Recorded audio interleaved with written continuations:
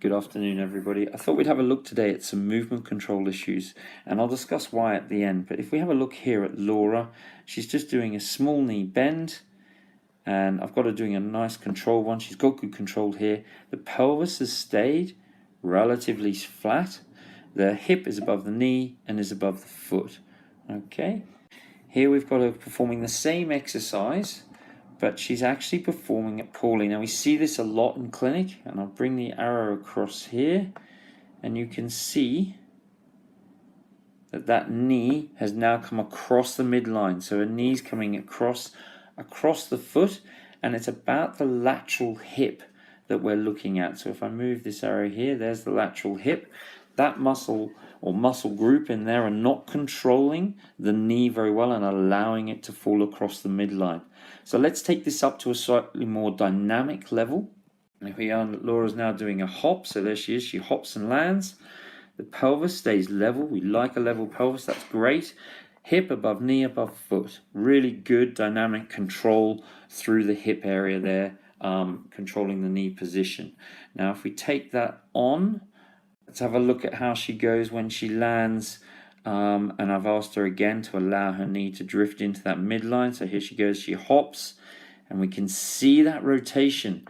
Now this is the same marker as before, and you can see the angle that her knee has come across that midline. Now the reason that this is important for people, if you're running, if you're training for a marathon requires over 30,000 steps. But take it back through your training, which might be 3 months, 4 months, 6 months long, maybe longer if you're actually running well and running regularly. If this is the case and you're landing like this on each occasion, you're potentially putting stress and overload through soft tissues. Some of the soft tissues people might have heard of that can get injured in this sort of scenario. Your ITB can get loaded, your kneecap can get loaded. So the front of the knee, you could get tight groin or adductor muscles. You can have foot problems because the foot has to collapse further across the midline, and you can get some lateral knee pain in there as well.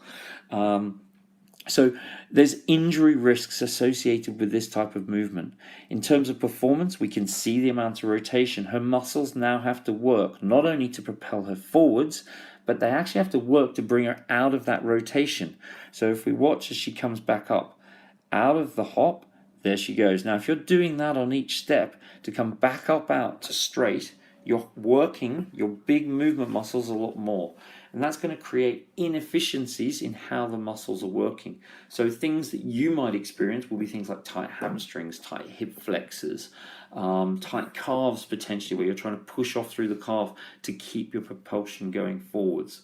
So that movement inefficiency, because of how you're rotating the knee across the midline, actually starts to affect your ability to run the times that you're aiming for. Now, there are retraining techniques that we can work on to help control the hip.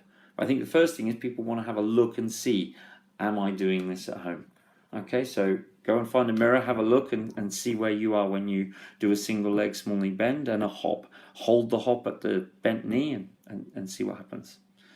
Hopefully that's some useful information for you all.